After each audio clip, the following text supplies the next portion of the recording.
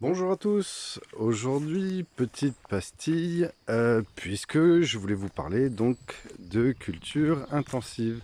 Comment intensifier ces cultures pour avoir plus de rentabilité sur des petites structures, 1000 mètres carrés de culture, donc il n'y a pas le choix, diversification et culture intensive. Ça va demander de la technicité, qui va venir progressivement avec quelques expériences. Oui, je vous ai fait passer par là. C'est un endroit que vous connaissez pas, dans lequel j'étais pas ou peu passer. Ça vous permet de découvrir le terrain avec ce petit air frais magnifique. Donc, intensification des cultures pour les pommes de terre par exemple. Je les récolte. Le but, c'est d'avoir un cycle court pour avoir une autre planche de culture derrière. Donc pas besoin d'espacer les pommes de terre énormément. Je les ai espacées à quasiment moins de 20 cm. Vu que j'aimerais les récolter sur un diamètre de 2 cm. Ce qui permet, comme je l'avais peut-être déjà dit dans une vidéo précédente, et d'augmenter le prix au kilo, ou d'avoir plus de rentabilité et de rotation pour ceux qui veulent plus d'autonomie dans un but non commercial. Donc ça pousse très très bien. Donc c'est une première étape intensive. Resserrer les cultures, récolter avant pour avoir la possibilité de faire plusieurs rotations. Ensuite, je m'aperçois en fait qu'en intensif, c'est là où c'est... j'avais peur d'avoir peu de production, qu'elles se gênent entre elles, qu'elles s'étouffent, qu'il y ait peu de fruits, peu de légumes. Et finalement, comme vous pouvez le constater, celle-ci, j'ai fait le bon jardinier en respectant les espaces. On va avoir de la production. On va avoir déjà des, des belles fèves qui sont sympas. Sur la deuxième, j'ai voulu faire le cochon. C'est-à-dire que j'en ai mis autant que j'en avais, quoi. Autant que j'en avais, j'ai pas du tout réfléchi au, au placement, aux espacements. J'ai mis. Et je m'aperçois que non seulement elles se gênent pas entre elles, on n'a pas de carence, elles arrivent à plus d'1,20 m, à mon sternum à peu près. Et en fait, c'est la planche la plus jolie. Euh, J'avais mis un paillage uniquement avec des feuilles sur 30-40 cm vu qu'elle n'était pas exploitée l'an dernier. On entend beaucoup parler de fin d'azote. Je peux remarquer que sans avoir mélangé toutes ces feuilles et toute cette matière carbonée et l'avoir posée juste en surface, elle a été digérée progressivement. Et derrière, j'ai planté direct. Et je ne m'aperçois pas, je ne me rends pas compte de cette fin d'azote. Un monsieur qui s'appelle le potager de Luna a fait une vidéo sur la fin d'azote. Euh, je suis plutôt d'accord avec son avis, elle doit être consultable sur YouTube. Je pense à peu près la même chose. Donc si vous avez envie de... si vous êtes curieux, n'hésitez pas à aller voir ce monsieur, plein de bon sens, selon moi.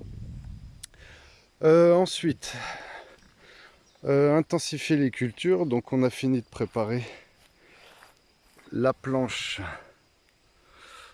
de betterave. Il y a des trous, pas mal de trous. J'avais hésité à les faire engoder, les repiquer, un à un. Et tout. Bon, absolument pas le temps. J'ai mis mes glomérules en terre. J'ai attendu que ça lève, vu que ça met quand même pas mal de temps les betteraves. Et qui se mettent en concurrence avec les mauvaises herbes. Donc il y a un petit peu de boulot. Ça me fait un peu penser aux carottes. C'est pas le légume que je préfère à cultiver, qui demande quand même beaucoup de temps. On sortira quand même 2-3 kilos. On a quand même des rangées correctes.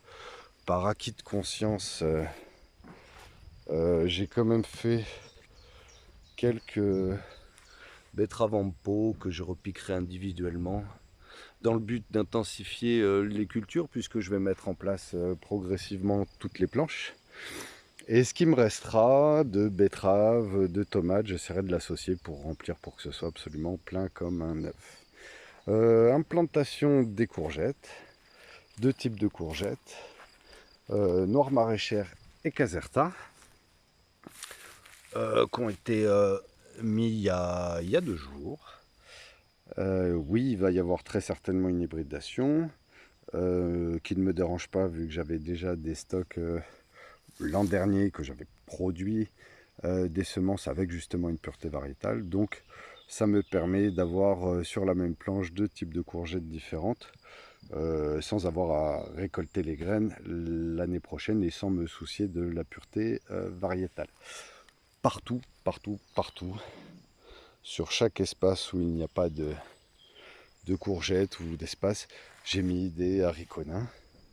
Partout, partout, partout. Plus, ce serait indécent, je pense. On va voir. Ça permet d'enrichir le sol en azote, qui va être très bénéfique pour la courgette.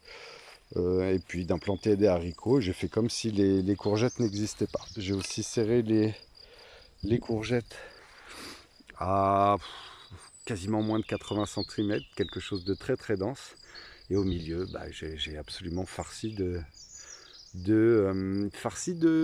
haricots nains, qui vont être la variété Victoire. Avec ce nom-là, ça peut être qu'une réussite, les amis. Chaque bout de rang, je mets un tournesol géant graines violettes. Ça attire les oiseaux, ça permet de dégager les chenilles, et on travaille toujours pareil avec les auxiliaires. Des œillets d'Inde, parce que c'est joli qu'on n'ait pas des sauvages.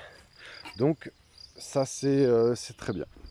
Après les choses se font petit à petit.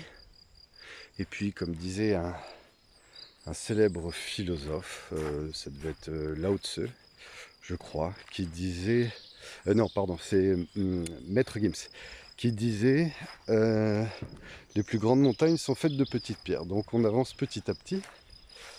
Oui, habituez-vous à un humour pourri, c'est comme ça.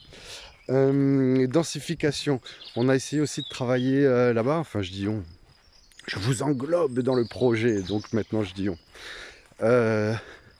Sur le verger, j'avais des questions sur comment aménager un verger. On fait des bandes dans le verger, on plante au pied des arbres, donc ça j'ai fait ça il y a 2 jours. Des choux de Milan, j'ai farci le verger, ce qui permet une chose, c'est-à-dire de quand j'arrose mes choux, j'arrose les arbres. Donc ça permet de pas, déjà de pas gâcher l'eau. L'eau c'est quand même quelque chose de précieux. Et faire d'une pierre deux coups.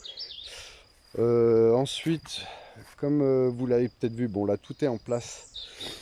J'ai mis tout ce qui va être rampant, donc les courges maxima et les 3 sortes de courges, les mochata, pour que ça puisse courir absolument partout. Ça va pas être gênant vu qu'il y a un grillage et que ça va pouvoir être bondé. Ça va permettre de limiter la pousse de l'herbe, ce qui va être bien dans un verger, d'avoir peu d'herbe.